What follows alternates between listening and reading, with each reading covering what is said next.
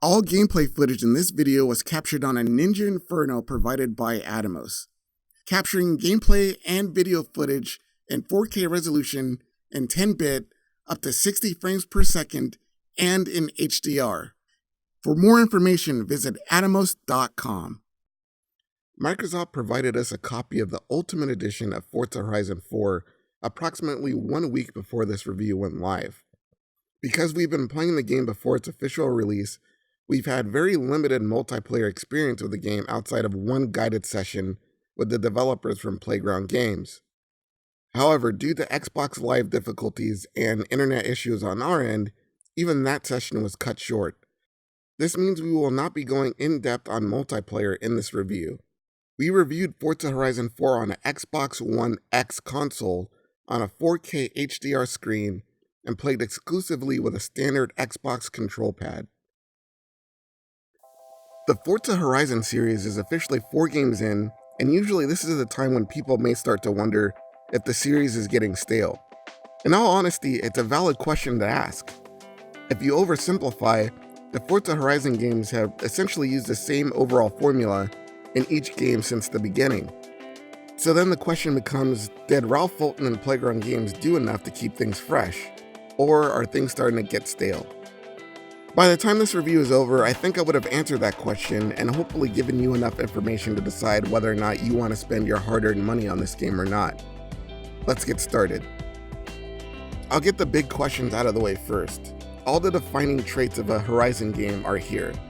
A vast open world with dynamic weather, crazy showcase events, danger sign jumps, speed zones, drift zones, barn finds, car customization, drone mode, and blueprint all return. If all those things are coming back, then the question becomes, well, what's new? To put it shortly, Forza Horizon 4's defining new trait is seasons. For the first time in a Forza Horizon game, the open world will transition through each of the 4 seasons: spring, summer, autumn, and winter. Also, because Forza Horizon 4's open world is now shared with everyone online, everyone experiences each season at the same time, with each season lasting a week. As the seasons change, so does the map, which brings us to the other major change, the location. Unless you've been completely ignoring any news about this game, you probably know by now that Forza Horizon 4 takes place in Great Britain. Even though some people, including myself, were a bit confused by the choice, and you see just how amazing the seasons look in this location, it becomes painfully obvious that if Playground Games wanted to show this new feature off, they had to go with Britain. Combine that with some new lighting tricks, and you have an open world that looks absolutely beautiful.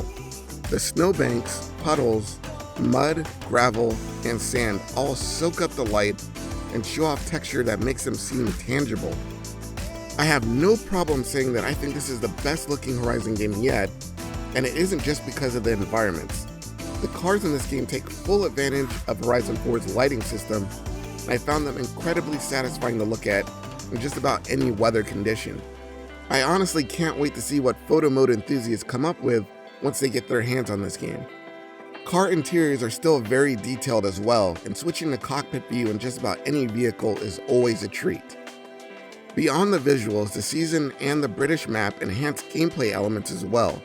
While I've never personally been to Britain, its variety of locales not only seems authentic, but provides tons of physical variety to driving. Edinburgh has tight, narrow streets perfect for small cars that zip around, while countryside areas like the Cotswolds have amazing dirt roads which are great for rally cars. Also, the seasons themselves have a significant effect on each car's handling characteristics. Additionally, the changing seasons also provide and restrict access to certain areas on the map. For example, there are small islands in the middle of Derwent Water Lake, but they are only accessible in the winter when the lake freezes over and becomes solid.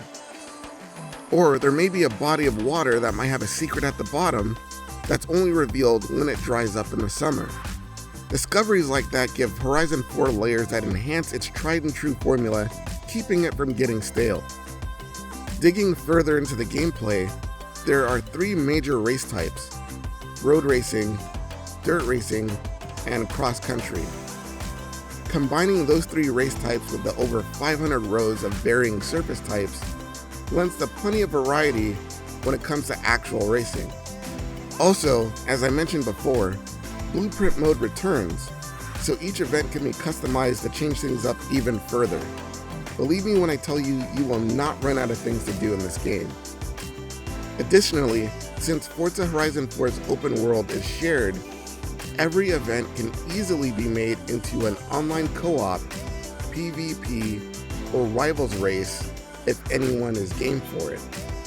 Reinforcing the Horizon life element of the game is the fact that in Horizon 4, your character can buy houses and do jobs to earn money. So far, the only jobs I've done are stunt driving gigs for a boisterous director. However, I'm sure there are more jobs that will arise in the future.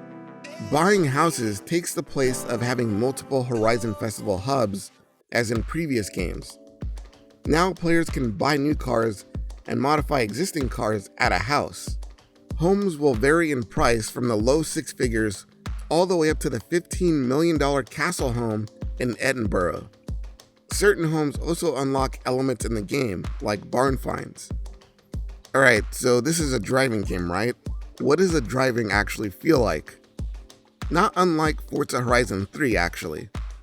Once I had the full game in my hands and the ability to turn off driving assist, the cars seemed to handle much in the same way they did in the previous game, if not slightly better on dry asphalt.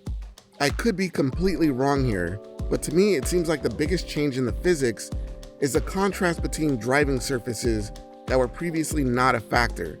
Certain vehicles in the 450 plus car roster are better suited to terrains than others, obviously, so that will make a difference.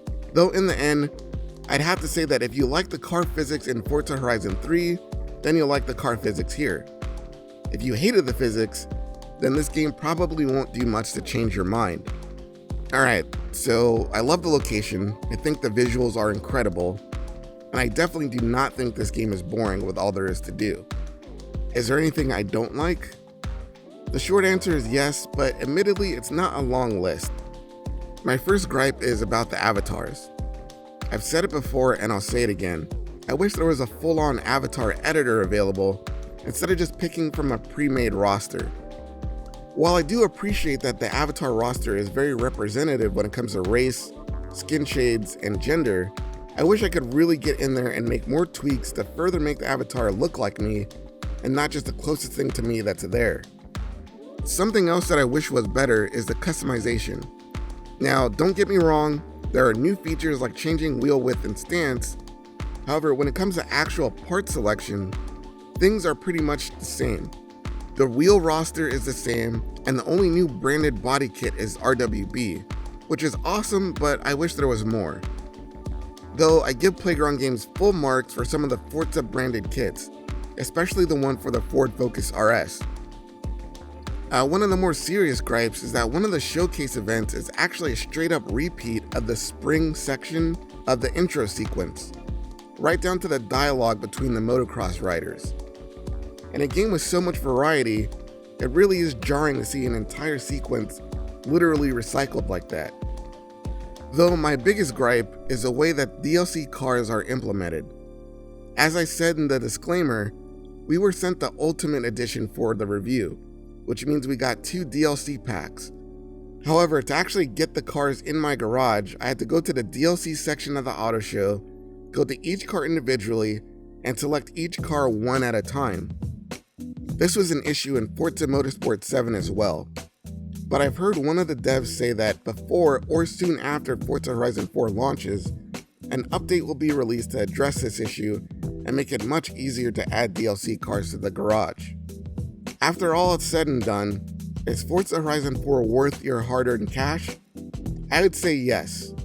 Although, I wouldn't say that you need to run out and buy the Ultimate Edition.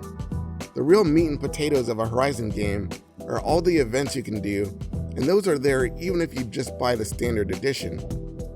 Not that VIP status and all the DLC cars aren't great, they are, but they aren't necessary to have fun with this game. Though if spending $99 on a game isn't a problem for you, then go ahead and grab the Ultimate Edition. If you want to be a little more cost effective, I'd say go with the standard edition for now and pick up the car pass a little bit later. To wrap things up, here are my final pros and cons. We'll start with the pros.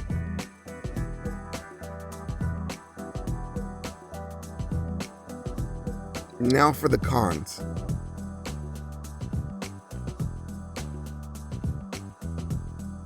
Well, that about covers everything. Help us out and hit the thumbs up button and leave a comment. If you want to see more, you might want to subscribe to this channel.